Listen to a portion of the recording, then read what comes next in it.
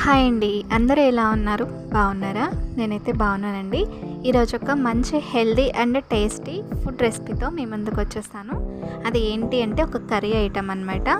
తెలగపిండి ఎండు రొయ్యల కర్రీ. చాలా హెల్దీ అండ్ టేస్టీ కర్రీ అనమాట. తప్పకుండా మీరు కూడా డెఫినెట్గా ట్రై చేయండి. ఈ కర్రీ వచ్చేసి ఉమెన్స్కి చాలా మంచిదండి. డెలివరీ అయిన తర్వాత ఎక్కువగా లేడీస్కి ఈ కర్రీ అయితే కంపల్సరీగా వండి పెడతారు.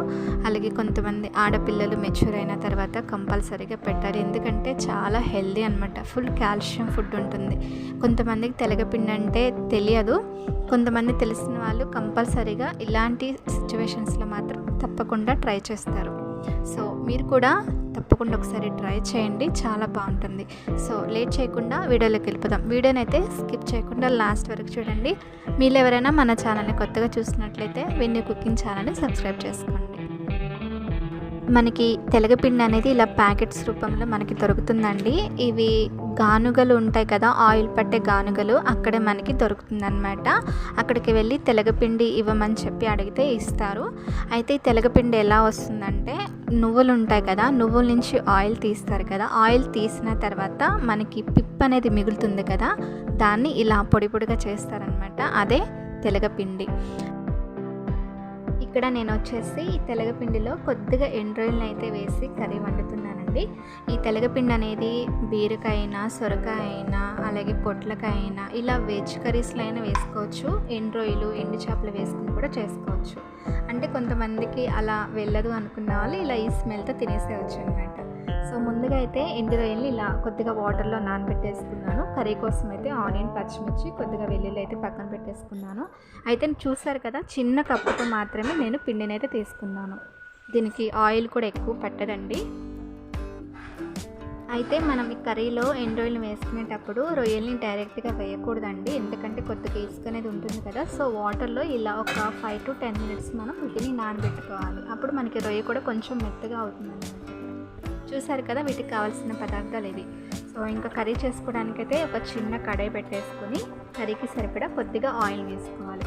మనకి కర్రీ సేమ్ మనం గోధుమ రవ్వ ఉప్మా ఎలాగైతే చేసుకుంటామో అదే ప్రాసెస్ అనమాట. చాలా సింపుల్గా అయిపోతుంది. ఇక్కడ మనకి ఆయిల్ అనేది హీట్ అయిపోయింది. ఆయిల్ హీట్ అయ్యాక ఇందులో సన్నగా కట్ చేసుకున్న ఆనియన్, పచ్చిమిర్చి వేసుకోవాలి. అలాగే వెల్లుల్లిపాయలను కూడా వేసుకోవాలి. ఇప్పుడు ఇలా ఇవన్నీ వేసుకున్న తర్వాత ఈ ఆనియన్స్, వెల్లుల్లి కొంచెం మగ్గిన తర్వాత ఎండు రొయ్యలను కూడా వేసుకోవాలి. ఆనియన్స్ అనేవి మనకి పూర్తిగా మగ్గాలండి.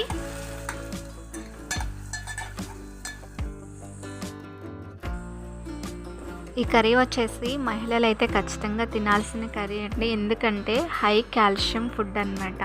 వీక్లీ 1 or 2 times అన్నా ఖచ్చితంగా తిని తీరాల్సిందే. చూడండి, ఆనియన్స్ అనేవి ఈ విధంగా మగ్గిన తర్వాత మనం ముందుగా నానబెట్టుకున్న ఎండు రొయ్యలు ఉన్నాయి కదా, వాటిని శుభ్రంగా క్లీన్ చేసుకొని ఈ ఆనియన్స్లో వేసుకుని ఫ్రై చేసుకోవాలి. ఇలా ఆయిల్లోనే ఎండు రొయ్యలు వేసి ఫ్రై చేసుకుంటే మనకి మంచి ఫ్లేవర్ వస్తుంది అనమాట. చక్కగా ఫ్రై అయ్యి మంచి వాసన వస్తుంది కర్రీ అనేది. చూడండి, చక్కగా ఫ్రై అవుతూ ఉన్నాయి కదా, ఫ్రై అయ్యేటప్పుడైతే మంచి వాసన వస్తుంది. ఇక్కడ మీరు ఎండు రొయ్యల ప్లేస్లో ఎండు చేపలను అయితే వేసుకోవచ్చు. ఇంకా ఇలా ఈ విధంగా మగ్గాక టేస్ట్కి సరిపడా సాల్ట్ వేసుకోవాలి. అలాగే చిటికెడు పసుపును కూడా వేసుకోవాలి. అలాగే మన టేస్ట్కి సరిపడా కారాన్ని కూడా వేసుకోవాలి.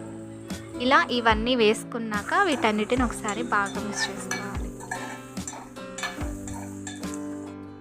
అండి, ఈ విధంగా ఫ్రై అయిన తర్వాత నేను ఒక కప్పుతో పిండిని తీసుకున్నాను కదా, 2 గ్లాసుల వాటర్ని తీసుకోవాలి. సేమ్ మనం ఉప్మాని చేసుకునేటప్పుడు ఎలాగైతే క్వాంటిటీ తీసుకుంటామో అదే క్వాంటిటీతో వాటర్ని తీసుకోవాలి.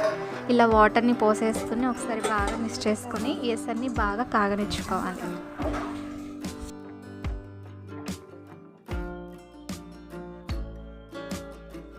ఇలా మధ్య మధ్యలో తిప్పుకుంటూ ఎసరు అనేవి బాగా కాగిన తర్వాత పిండిని కొద్ది కొద్దిగా వేసుకోవాలి. మనకి ఎసరు అనేది బాగా కాగితే త్వరగా మనకి కర్రీ అనేది రెడీ అయిపోతుందండి. చూడండి, ఇలా పిండిని కొద్ది కొద్దిగా యాడ్ చేసుకోవాలి. ఇలా వేసుకుంటూ కలుపుకుంటూ ఉండాలి, లేకపోతే ఉండలాగా అయిపోతుంది అన్నమాట. సో ఇలా కలుపుకుంటూ పిండిని కొద్ది కొద్దిగా వేసుకోవాలి. మనకి కర్రీ అనేది ఊరికే దగ్గర పడిపోతుందండి. కర్రీ అనేది చక్క పొడి పొడిగా రావాలన్నమాట. సేమ్ మనం గోధుమ రవ్వ ఉప్మా ఎలాగైతే చేసుకుంటామో అదే ప్రాసెస్ అన్నమాట. ఒక గ్లాస్ పిండిని తీసుకుంటే 2 గ్లాసులు వాటర్ని తీసుకోవాలి. చూసారు కదా, మనకి ఇక్కడ వేసిన వెంటనే కర్రీ అనేది చక్కగా దగ్గరకు వచ్చేస్తుంది. ఇందులో ఉన్న ఆ ఎసరు ఉన్నాయి కదా, ఎసరు మొత్తం దగ్గర పడేంత వరకు చక్కగా పొడి పొడిగా అయ్యేంత వరకు కర్రీని అయితే మగ్గించుకోవాలి. ఇలా మనకి కర్రీ అనేది కొంచెం ఉడుకుతుంది అనుకున్నప్పుడు ముందుగానే ఇలా కొత్తిమీరని కూడా వేసేసుకొని కర్రీని ఉడికించుకుంటే కర్రీ అనేది మంచి టేస్టీ అండ్ ఫ్లేవర్ వస్తుందన్నమాట. చూసారు కదా, దీన్ని చూస్తుంటే మనకి జున్ను గుర్తుకొస్తుంది కదా. ఇందులో మనం ఎండు రొయ్యలను వేసుకొని చేసుకున్నాం కదా, చాలా బాగుంటుంది. అవి లేకుండా ఉట్టిగా తెలగపిండి కూర అయినా చేసుకోవచ్చు. చూడండి, మనకి ఇక్కడ ఆయిల్ అనేది పైకి సపరేట్ అయ్యింది, అంటే మనకి ఆల్మోస్ట్ కర్రీ అనేది దగ్గర పడిపోయినట్లు అనమాట.